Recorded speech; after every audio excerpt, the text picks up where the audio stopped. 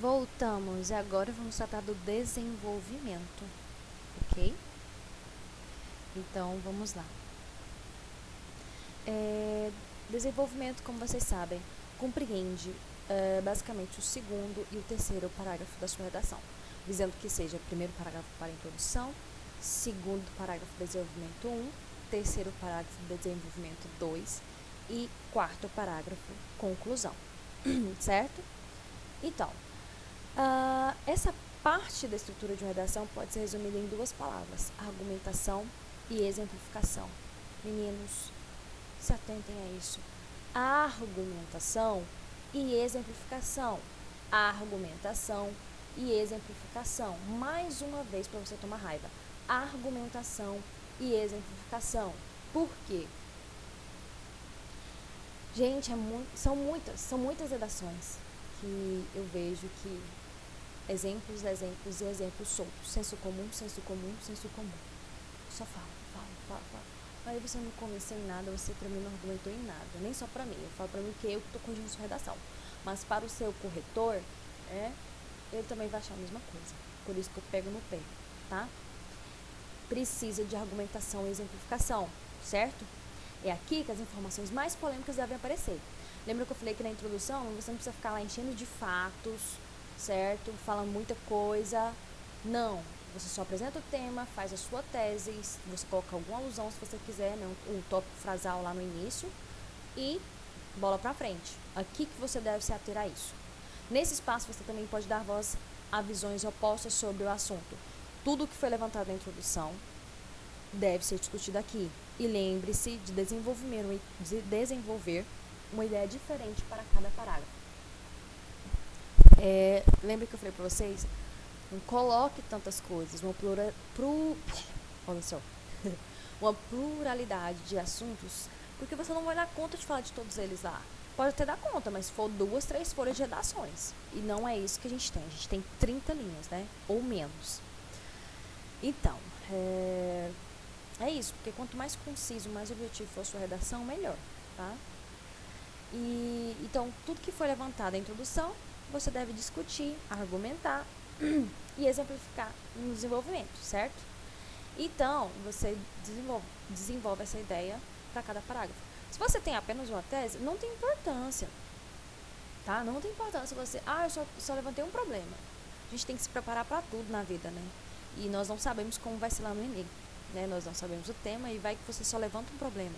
Ok, mesmo que você levante somente um problema, você tem que ter conhecimento de mundo, certo? Conhecimento científico também, né? Porque redação, ela sistematiza todos os tipos de conhecimento, não somente o de português, né? De gramática, de redação, mas todos os demais. Você tem que ter conhecimento aí para sustentar esses 2 parágrafos aí, sua argumentação, certo? Por exemplo, você está falando de alimentos orgânicos, né? Uso de agrotóxicos. Eu vi isso no site. E você só tem uma tese para ele, né? Só tem um problema que você conseguiu levantar sobre os agrotóxicos. Ok. Então, no primeiro parágrafo, você fala sobre essa problemática no meio mesmo da agricultura, da plantação, certo? Ou na alimentação. E no outro parágrafo você aborda a nossa saúde, né? Com a ingestão desses alimentos, né? Que são permeados de agrotóxico. Gente, é porque eu tô gravando rápido. Quando eu tenho pouco tempo para gravar, eu começo, né? A engolir as palavras e falar rápido demais. Me desculpe. Vou tentar frear. Então é isso, tá? Então, para escrever o desenvolvimento, o primeiro passo é relembrar a tese ou objetivo que você criou na introdução. Então é isso. Você apresentou o tema e levantou a tese. Essa tese tem os problemas, né? Tem o que você acha que isso ocorre, tal. Então é isso que você vai tratar no desenvolvimento, tá? Você vai falar sobre isso, nada mais. Você deve desmembrar o objetivo em 2. Um para o primeiro parágrafo de desenvolvimento e outro para o segundo. Então, olha só. Se você tiver dificuldades para estabelecer os objetivos dos parágrafos, pode olhar para a sua tese e se perguntar: por que eu acho isso? A partir da resposta, você deve formular 2 ideias diferentes e explicar melhor cada uma delas em um parágrafo no desenvolvimento da redação. Se você tiver dois problemas, né, resolva não, né, discorra sobre o primeiro problema no desenvolvimento 1, discorra sobre o problema 2 no desenvolvimento 2, ou seja, lá no terceiro parágrafo, ok? Depois de estabelecidos os objetivos dos parágrafos, você vai precisar de 4 elementos para construir cada um dos seus parágrafos de desenvolvimento. Olha só, afirmação, explicação, exemplificação e conclusão. Esqueci das letras maiúsculas. Legal, né? Você tem que ter esses 4 elementos no seu desenvolvimento. Não basta, igual eu falei pra vocês, às vezes você tá até com preguiça de escrever, né? Fazer sua redação e me enviar. Às vezes você não tá nem aí pra estudar sobre isso, você só vai lá, eu sei sobre isso, vou falar disso. Vai lá e fala, né? Senso comum, dá um exemplozinho lá e tal. Olha, eu vou corrigir, a nota não vai ser muito boa. E infelizmente lá no Enem vestibular também não vai ter um bom resultado, tá? Então, por que a gente precisa desses 4 elementos? Olha só, a afirmação ou tópico frasal, né, que nós já vimos em aulas passadas. Se quiser revisar, né, o bom do REAMP é isso, né? Você pode ir aí no Google Casum, na linha do tempo, passar e achar sobre o tópico frasal, ou no YouTube mesmo, né, lá no meu canal, saudoso canal, ver sobre essa aula, tá? Então, você vai produzir uma afirmação ou tópico frasal. O primeiro elemento do parágrafo deve ser uma afirmação do seu objetivo. Essa frase vai dizer que você vai abordar naquele parágrafo, por exemplo, os agrotóxicos têm como um de seus prejuízos a relação com a saúde brasileira. Aí, em seguida, você vai explicar, certo, essa afirmação. Por quê? Né, que prejudica a saúde, né, dos brasileiros. Você vai explicar, certo? Você afirmou e explicou. E para melhorar ainda, você vai exemplificar, certo? Também é importante dar exemplos para enriquecer a sua argumentação. É nesse momento que você deve utilizar o seu repertório sociocultural, citando a atualidade, um livro, um filme, uma fala de alguém, gente, não é o seu vizinho não, tá? Nem eu, sua professora. É de alguém renomado, certo? Alguém que tenha trabalhos aí publicados, uma autoridade mesmo, tá? Um estudo, uma música, etc, tá? Você vai exemplificar, né, contextualizar com sua afirmação e, por fim, a conclusão do desenvolvimento, tá?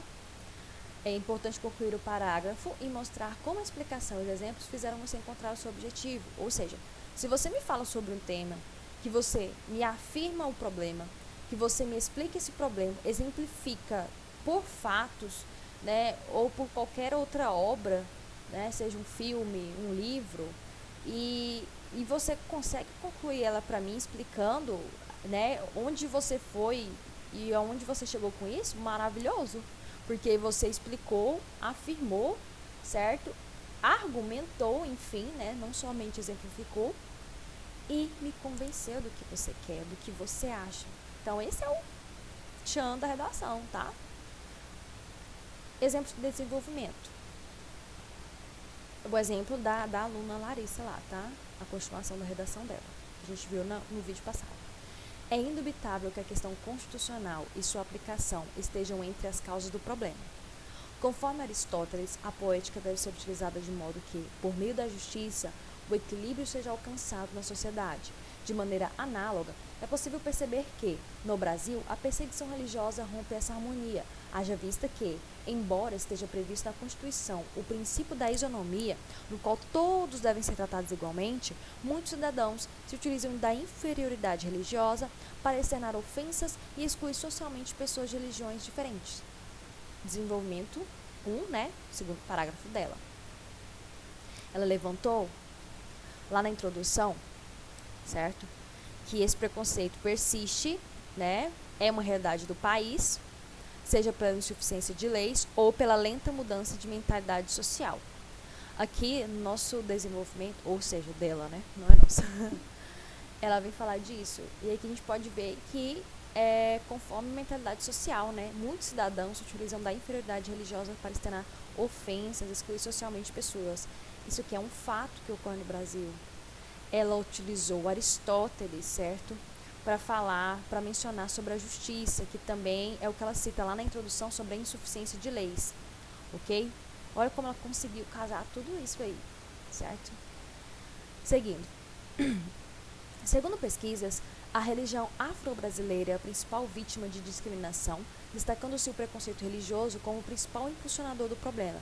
De acordo com Durkheim, o fato social é a maneira coletiva de agir e de pensar.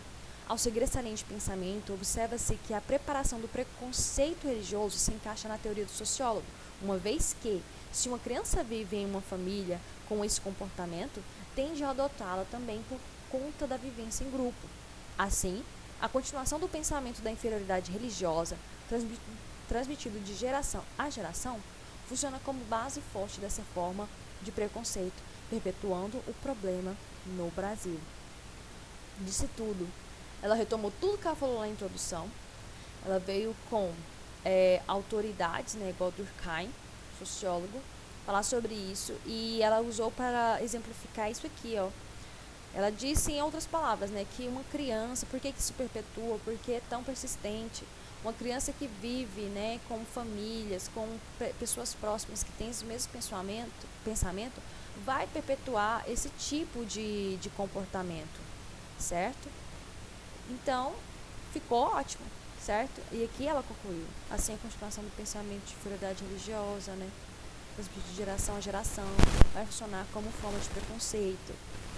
Fora que, vamos dizer, né, o vocabulário dela, todas as palavras, né, bem posicionadas, os argumentos muito bem, vamos dizer ali, calculados, né, colocados certinho. Muito bom. Nota-se que é uma pessoa que lê bastante, né? Por isso que eu falo pra vocês, não adianta ver todo dia uma aula de redação, não adianta saber toda a estrutura, tudo, tá? Não adianta só isso. Você tem que ler bastante. Tem alunos, graças a Deus, nós temos muitos alunos que fazem isso aqui muito bem.